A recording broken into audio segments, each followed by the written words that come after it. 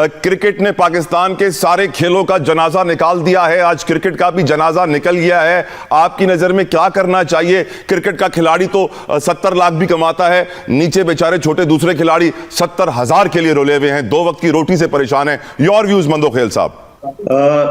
जतोई साहब, मेरे ख्याल में मैं और आप पहले भी इसके ऊपर डिस्कस कर चुके हैं, आपको याद होगा 2-4 महीने पहले, याद होगा आपको? सर बिल्कुल याद है। ये क्रिकेट के खिलाफ हो, ये सट्टेबाजों के खिलाफ हो, जहां जस्टिस कयूम का रिपोर्ट आया था और 3-3 साल 8-8 लाख सजा, ये आपको याद है कि बहुत सारे खिलाड़ियों के खिलाफ सजा की और जुर्माना लगाया।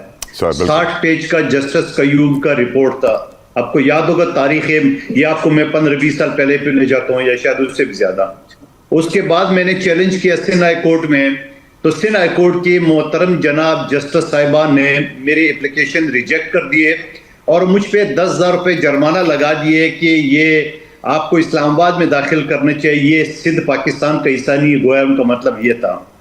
और उसके बाद मैंने अपील दाखिल की है, फिर अपील के बाद फिर जजेस ने मुझे धमकी दी है कि अगर आप ये केस वापस नहीं लेंगे तो हम भारी जुर्माना लगाएंगे। मैंने कहा मैं तैयार हूं, लगा लो, मैं पाकिस्तान हूं और ये सिंध भी पाकिस्तान का हिस्सा है, ये इस्लामाबाद ने ठेका नहीं उठाया और वैसे इस्लामाबाद वालों के ऊपर सिंध बोझ है, मैं ये केस नहीं लूंगा। लेकिन उन्हें मजीद जुर्माना तो नहीं लगाया, मगर वो पिटीशन दोबारा अपील भी हमारे डिसमिस किए। इन सट्टेबाजों को, इन सारे अयाश लोगों को आप इसी तरह आयशी कराते रहे और बाकी खेलों के ऊपर आप पाँव रख ले।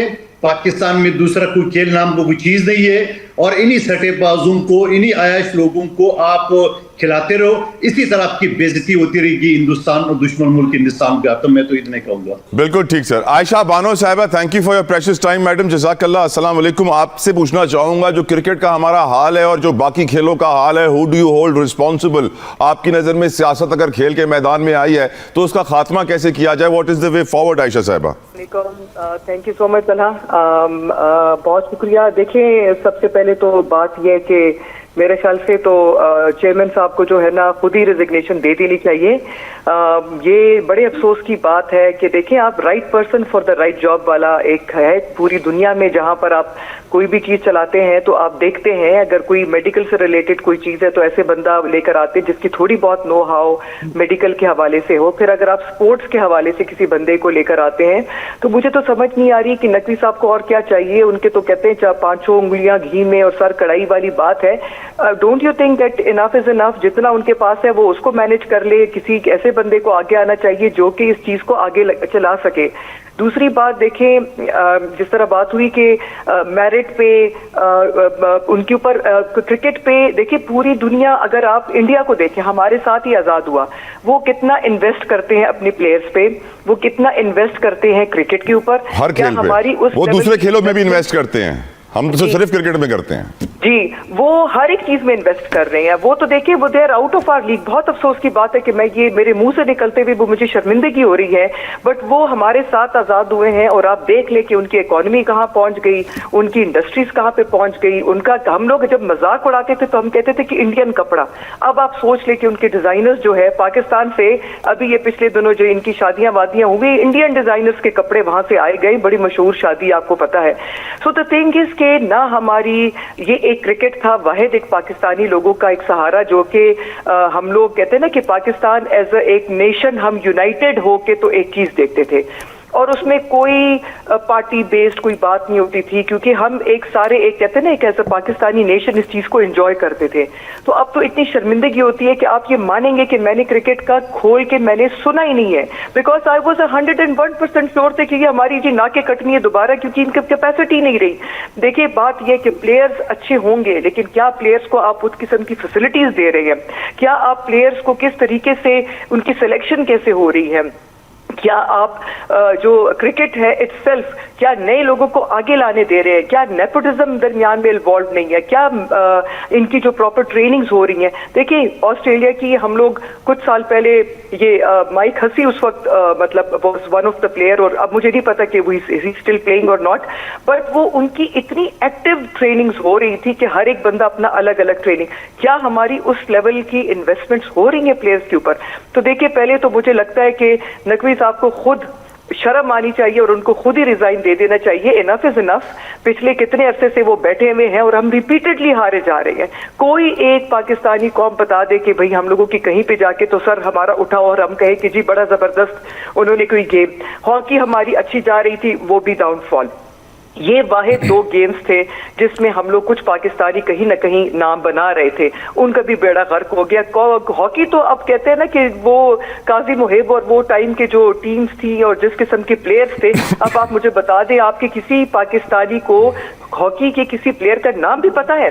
बिल्कुल आप सही कह रही हैं। I completely agree with you. Cricket ने जनाजा निकाला है सारे खेलों का और आज क्रिकेट का जनाजा निकलते हुए हम देख रहे हैं। अली गौहर बलोच साहब, आपकी तरफ आना चाहूंगा। हुजूर, क्या हम ये कुछ ऐसा कुछ कर सकते हैं सर, कोई कानून साजी पार्लियामेंटेरियंस, कि स्पोर्ट्स को जितना पैसा एलोकेट होता है उसकी सही तरीके से स्क्रूटनी चेकिंग की जाए, कि वो जो बड़े बड़े अफसर आके बैठ जाते हैं जिनकी उम्र 60-70 साल से ऊपर होती है, लाइफ उनकी तकरीबन कंप्लीट होती है, बड़ी बड़ी तनख्वाहें लेते हैं, मुख्तलिफ एसोसिएशन और बोर्ड्स के वो सरबराह बन जाते हैं, और फिर सारा पैसा जो खिलाड़ियों के लिए मिलता है वो एसोसिएशन खा जाती है, खिलाड़ी तक कुछ फॉरवर्ड जाता नहीं है।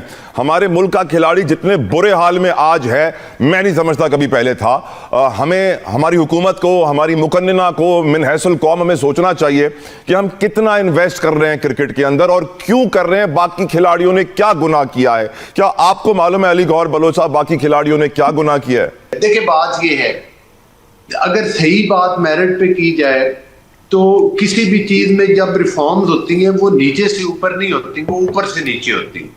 जब आप किसी चीज का बेहतरी का सोचते हैं, जब आप मामलात को, किसी भी मुल्क के मामलात ठीक करना चाहें, चाहे आप दीगर कोई प्राइवेट इदारे हों उनको ठीक करना चाहें, तो ये कोई इतना मुश्किल काम नहीं होता। जहां तक हार और जीत है वो जाहिर है, वो एक ग्राउंड है, वो एक फील्ड है, उसमें जहां पर कामयाबी है वहां पर नाकामी भी है, जहां पर जश्न होते हैं वहां पर कई दफा शिकस्त भी खानी पड़ती है। तो ये तो एक स्पोर्ट्स का हिस्सा है। लेकिन अगर हम तसलसल के साथ देखें और हमें ये महसूस हो कि जो हमारी क्रिकेट टीम है, जिस तरह से कि आवाम की और लोगों की दिलचस्पी भी उसमें बहुत ज्यादा है। ऑप्शन नहीं दिया आपने, कोई ऑप्शन दिया नहीं, बहुत ज्यादा इसलिए है कि सर मैंने आपसे कहा ना कि जिस तरह क्रिकेट पे प्रोग्राम होते हैं किसी और खेल पे होंगे ही नहीं, पैसा सारा इस पे लगा है सर। मैं यही कहता हूं ना कि जिस तरह से देखें ना, हमारी एथलेटिक्स है, हॉकी, एक जमाने में हमारी हॉकी बहुत अच्छी थी।